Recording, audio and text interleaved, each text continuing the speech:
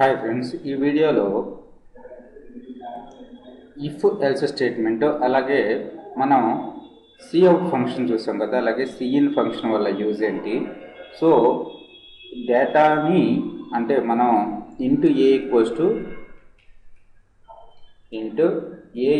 20 అని డిక్లేర్ చేస్తున్నాం. Declaration initialisation చేస్తున్నాం. అలా కాకుండా మనం కీబోర్డ్ ద్వారా ఇన్పుట్ని తీసుకోవడానికి సిఇన్ అనే ఫంక్షన్ మనకి యూజ్ అవుతుంది. సో సిఎన్ ఫంక్షన్ ఎలా యూజ్ చేసుకుంటామో అలాగే లాజికల్ ఆపరేటర్స్ ఏమేమి ఉన్నాయి అవన్నీ కూడా ఈ వీడియోలో చూద్దాం. ఫస్ట్ ఆఫ్ ఆల్, సో నాకు ఏజ్ ఎంటర్ చేయాలి. అందుకని నేను ఒక ఏజ్ అనే వేరియబుల్ని తీసుకుంటున్నాను.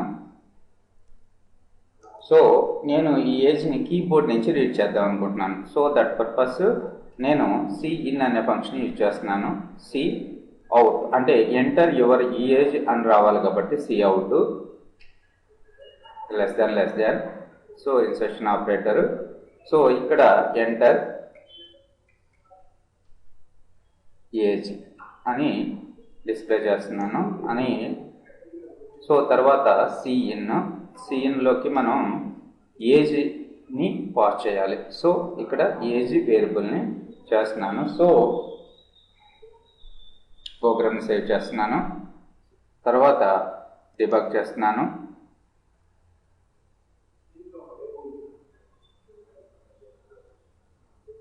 సో ప్రోగ్రామ్ని రన్ చేశాను. సో ఎంటర్ ఏజ్ అని మనకి కనపడుతుంది. ఇక్కడ ఏజ్ 66 ఎంటర్ చేశాను. సో ఇప్పుడు మనకి ఈ ఏజ్ అనే వేరియబుల్కి 66 అనేది అసైన్ అయింది. ఇప్పుడు కావాలనుకుంటే మీరు సిఅవుట్ ఫంక్షన్ ద్వారా cout your age is so తర్వాత ఏజ్ రైట్. ఇప్పుడు చూడండి, సో బిలియన్ రన్ కొడుతున్నాను. ఏజ్ ఈజ్ 55 ఎంటర్ చేశాను. ఇక్కడ చూసినట్టయితే ఏజ్ ఈజ్ 55 అని మనకి అవుట్పుట్లో ప్రింట్ అయింది. రైట్. సో నాకు ఇక్కడ న్యూ లైన్లో కావాలి కాబట్టి నేను ఎండ్ ఎల్ అనే ఫంక్షన్ యూజ్ చేశాను. ఇప్పుడు చూడండి,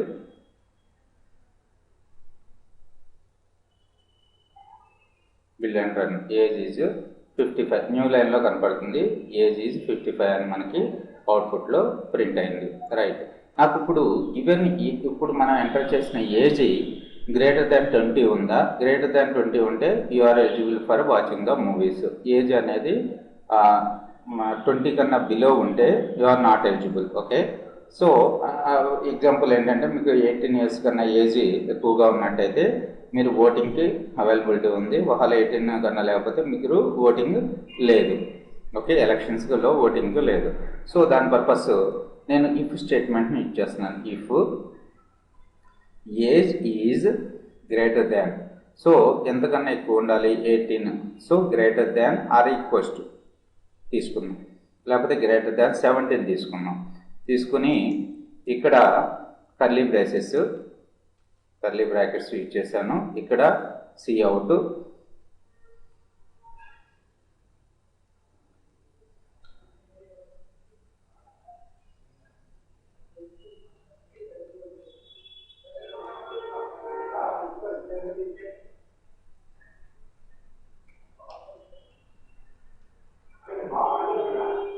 ఓట్. ఓకే. సో ఇప్పుడు చూడండి, అవుట్పుట్ చూద్దాం. సో సేవ్ చేయండి ప్రోగ్రామ్ని. మీరు కావాలనుకుంటే F9 ప్రెస్ చేసినట్టయితే బిలియన్ రన్ అవుతుంది. F9 ప్రెస్ చేస్తున్నాను. సో ఎంటర్ ఏజ్ అనేది నేను 24 ఎంటర్ చేస్తున్నాను. 34. Okay, age is 34 eligible for vote. ఇక్కడ ఎండెల్లో యూజ్ చేసుకున్నట్టయితే న్యూ లైన్లో ప్రింట్ అయ్యేది.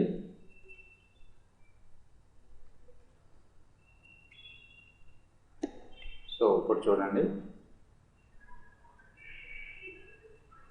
ఏజ్ సో 45 ఎంటర్ చేస్తున్నాను. Age is 45 eligible for vote. So నేను ఇప్పుడు మళ్ళీ ఒకసారి రన్ చేస్తున్నాను. ఏజ్ 55 ఎంటర్ చేశాను. సారీ, 11 ఎంటర్ చేశాను. Age is 11, eligible for vote అనేది మనకి ప్రింట్ కాలేదు, ఎందుకంటే ఏజ్ అనేది 17 కన్నా తక్కువ ఉంది కాబట్టి, 18 కన్నా తక్కువ ఉంది కాబట్టి. ఓకే, సో మరి you are not eligible for vote అని మనకు ప్రింట్ కావాలంటే ఇఫ్ తర్వాత ఎల్స్ స్టేట్మెంట్ని ఇచ్చేసినట్టయితే ఎల్స్. సో ఎల్స్ తర్వాత మనం ఏమో రాయాల్సిన అవసరం లేదు, కర్లీ బ్రేసెస్లో సిఅవుట్ పెట్టి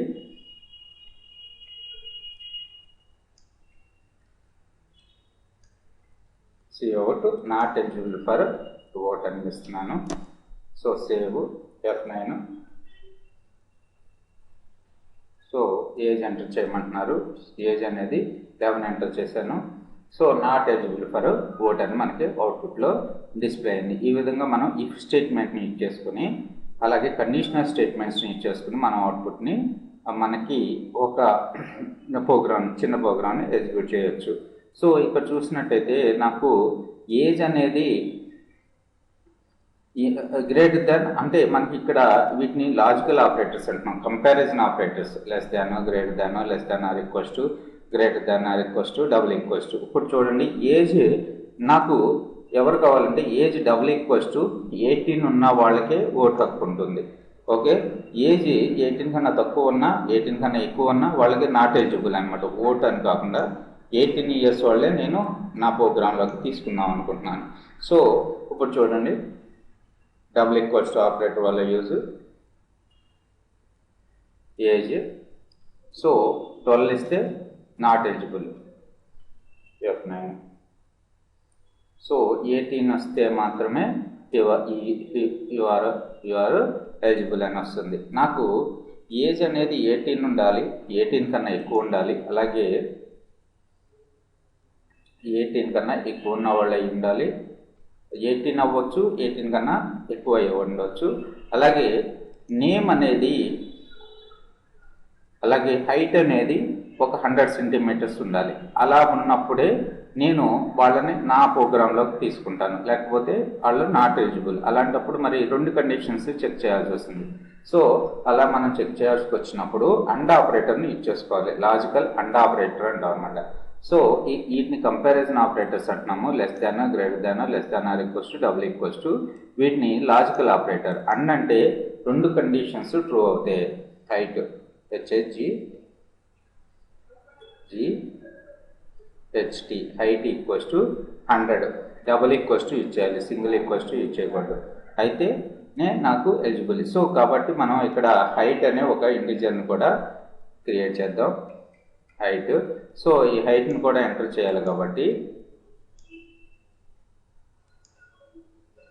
enter height. So cin height.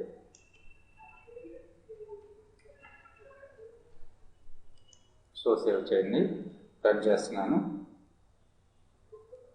So age enter చేస్తున్నాను, ఏజ్ అనేది 23, అలాగే హైట్ అనేది 120 ఎంటర్ చేశాను. సో నాట్ ఎలిజిబుల్ వస్తుంది, ఎందుకు? Enter height is age is 23, not eligible.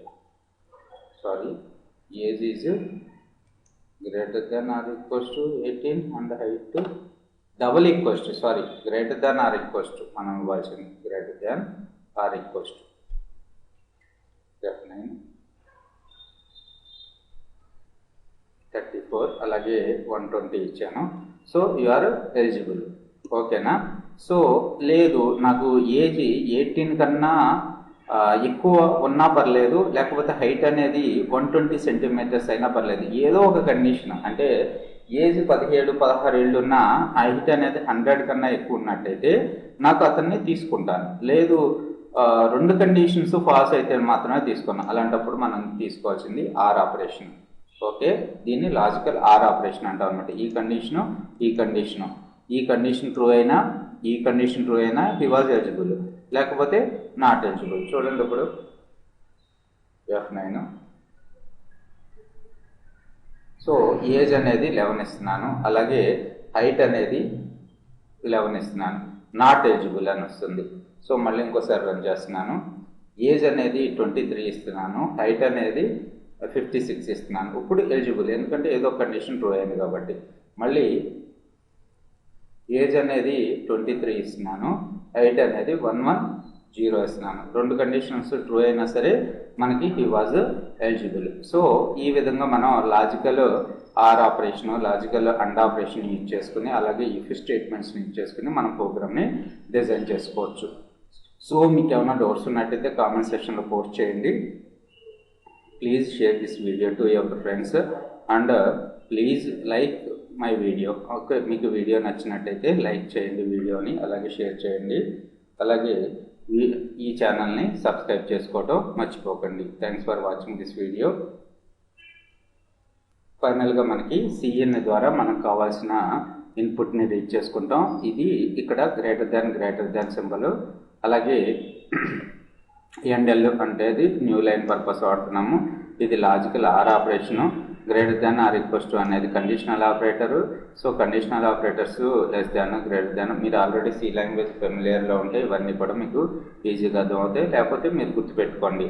So comparison operators వచ్చి not equals to, less than or equals to, greater than or equals to not.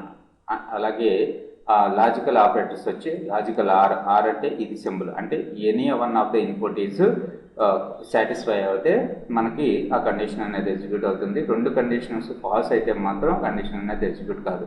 కానీ logical and operation అంటే ఏంటంటే and రెండు ampersand symbols పెడతాము, అప్పుడు రెండు కండిషన్స్ ట్రూ అయితేనే మనకి స్టేట్మెంట్ ఎగ్జిక్యూట్ అవుతుంది, లేకపోతే false statement, else statement execute అవుతుంది.